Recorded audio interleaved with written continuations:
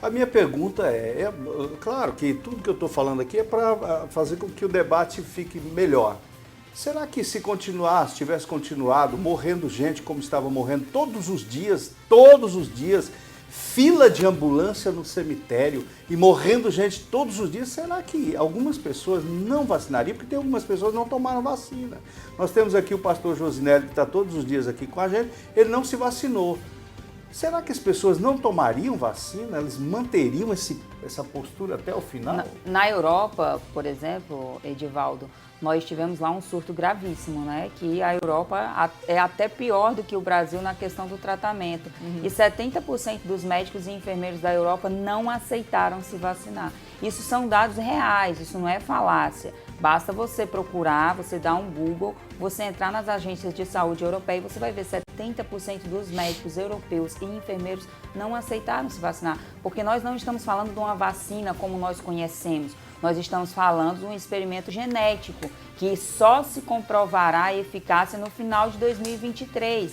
Então, nós temos que respeitar as pessoas que decidiram, por segurança, por medo, por qualquer coisa que seja, participar e tomar. E eu respeito muito minha família, meus amigos, mas nós devemos respeitar as pessoas que, por hora, por receio, por problema de saúde, por simplesmente não querer ou por questão religiosa, tenham decidido não tomar.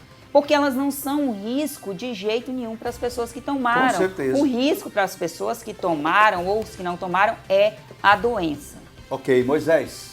Edivaldo, eu queria aproveitar a fala da doutora e dizer que fiquei, olha, maravilhado. São palavras assim bem centradas, palavras que a gente não vê, porque nós estamos vivendo um período, Edivaldo, de histeria, sabe, quem não quer negacionista, quem não quer deve ser preso, deve perder emprego, justa causa, pune, joga na cadeia. E a doutora ali fez umas palavras muito abalizadas. E eu queria ler aqui um trecho da doutora Margarete, da OMS. Ela fala, eu sou contra o passaporte da vacina porque traz discriminação.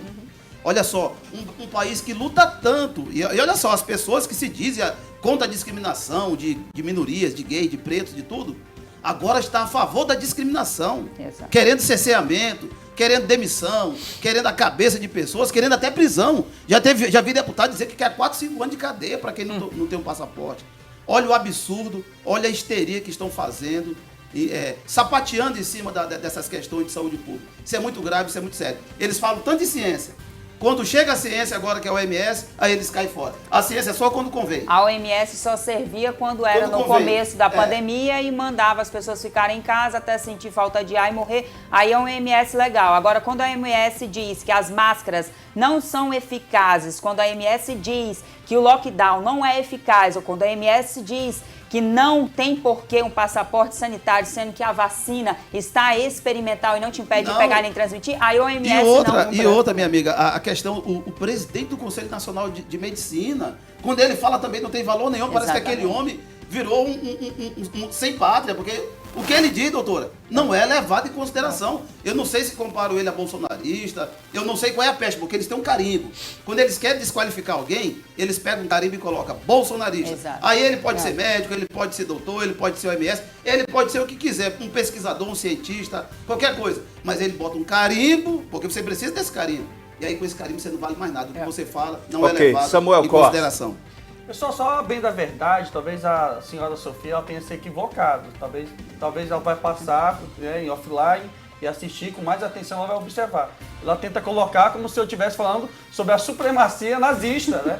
Que é onde um determinado grupo de pessoas... É uma nova supremacia. Tentava se sobrepor né, sobre a minoria. É igual quando os pretos... A supremacia, quando eu falo de direito, pessoal, é a supremacia do interesse da coletividade. Numa democracia é assim. Bolsonaro foi eleito pela maioria dos votos válido. É por isso que ele é o presidente. Então a minoria se curva para a maioria. Só que esse julgamento, pessoal, é um julgamento técnico-científico. A gente não pode pegar uma fala isolada aqui de um diretor da Organização Mundial da Saúde que diz que as máscaras não têm eficácia.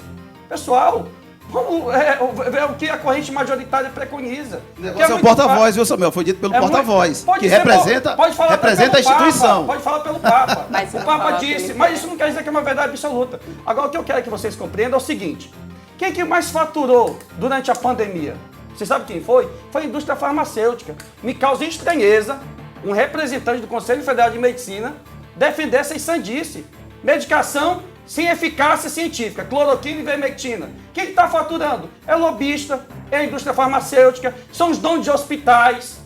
Coitado do médicozinho lá do PSF, coitado, que trabalha, ganha 7, 8 mil reais. Para defender, Samuel. Então, não é defender. O que eu estou falando para você, então se você quer defender, vamos fazer uma ampla discussão. Porque é muito fácil eu pegar uma fala isolada e colocar isso aqui como se fosse uma virtude, uma verdade absoluta. Não é isolado, não é estudos. A OMS, eu faço um desafio, eu dou a minha casa. A OMS, pessoal, ela não disse isso. O que disse foi a fala de uma pessoa... A porta-voz. Foi uma pessoa isolada.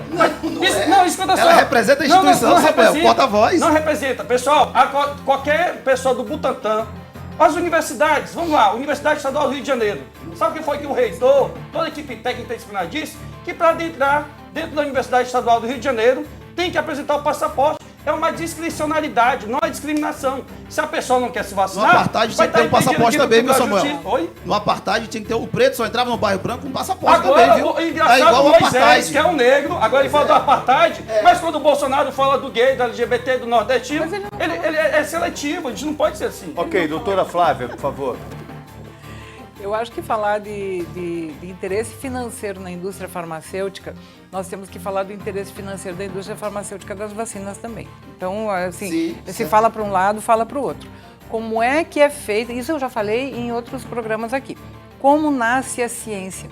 Quando chegou essa pandemia, teve gente que sentou, cruzou os braços e falou assim, eu vou esperar a ciência me dar a resposta. Não é assim. A ciência nasce do dia a dia, da observação dos fatos, e principalmente, acertando, né, doutora? Exatamente, e principalmente quando nós temos uma situação em que não se conhece nada, a gente vai conhecendo aquela doença. A partir do momento que eu conheço a evolução dela, e tenho no meu cabedal de conhecimento a noção de como é que funcionam outras drogas, eu posso repatriar, digamos assim, essas drogas, me fugiu o nome agora, eu posso refazer o uso delas, a indicação. Então eu sei que eu tenho uma droga que funciona assim, assim, assim, e eu tenho uma doença que funciona assim, assim, assim. Então eu vou colocar aquela droga naquela engrenagem daquela doença naquele ponto. E no próximo ponto eu vou colocar outra droga, e foi isso que foi feito na pandemia. Não teve interesse de indústria farmacêutica nenhuma. Foi observação clínica diária dos médicos que estavam dando a cara a tapa, que estavam enfrentando a pandemia, que estavam lá vestidos de astronautas ou não, tratando seus doentes, observando a evolução clínica deles e observando o efeito das drogas. Cloroquina não tem mais patente, cloroquina não existe mais, não tem mais ninguém ganhando um dinheiro, que inclusive foi produzida pelo Exército Brasileiro. E as outras drogas, elas são apenas o início de um protocolo inteiro que foi feito a partir da observação. E a ciência é assim, eu observo um fato, eu vou estudar ele, eu vou ver como é que eu posso intervir naquele fato, como é que eu posso fazer a intervenção médica, e a partir daí nasce o meu trabalho. Toda pesquisa científica, ela pode acabar em sim ou não.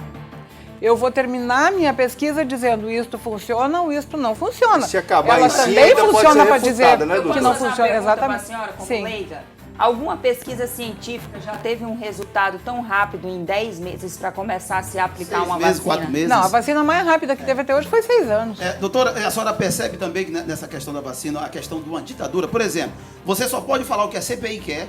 Exatamente. Montaram uma tal de CPI, você só fala o que eles querem. Se for fora, a doutora Yamaguchi é uma doutora renomada, respeitada. Era até chegar na CPI. Quando ela chega naquela CPI, ela sofre um massacre moral. Como mulher, como médico, como pesquisador. Foi humilhada aquela mulher ali na CPI. Então você só fala hoje com 2 órgãos. A CPI e a imprensa, principalmente a imprensa, a grande mídia. Eles impuseram, eles são cientistas hoje, eles desconsideram o Conselho Federal de Medicina, o doutor Irangala aqui em Porto Velho também que é. Mas tudo isso é desconsiderado. Os pesquisadores da área, Edivaldo, não tem valor nenhum, é o que eles querem. E estão transformando aqui no apartheid, viu? Cuidado aí que você agora passou a ser cidadão de segunda categoria. O grande erro é que quem deve conduzir uma pandemia são os médicos. São o pessoal da saúde. Mas quem agora conduziu foi a e o imprensa, Senado. o judiciário. Não dá. Tomaram, né? Políticos. Ok. Gente, olha, antes de mudar de assunto, eu queria trazer aqui para vocês saberem o que está acontecendo. Ariquemes, eu não sei o porquê, mas Ariquemes registrou 660 novos casos de Covid. 12 pessoas na UTI, 40 e poucas pessoas hospitalizadas. Eu não sei o que está acontecendo em Ariquemes. E é impressionante, porque esse número ele é diferente de todas as cidades do estado de Rondônia. Interessante falar de Ariquemes, porque Ariquemes foi a primeira cidade do estado de Rondônia a exigir o passaporte sanitário. Deu lockdown à vontade. Até você frequentar um bar. Ariquemes foi a primeira cidade de Rondônia, a nossa prefeita de Ariquemes, né? Foi a primeira a ser aí ditatorial, exigindo o passaporte sanitário. Ariquemes teve lockdown, Ariquemes lá, que nem a vacinação. era Exatamente. A vacinação, não, mas eu tô falando da época dela, desse 1 ano dela quase, né? Ariquemes, inclusive hoje, se não me falha a memória, é uma das cidades mais vacinadas do estado de Rondônia. Pois é, isso é muito sério, gente. Eu estou aqui colocando para a gente analisar, né, fazer uma reflexão sobre o caso.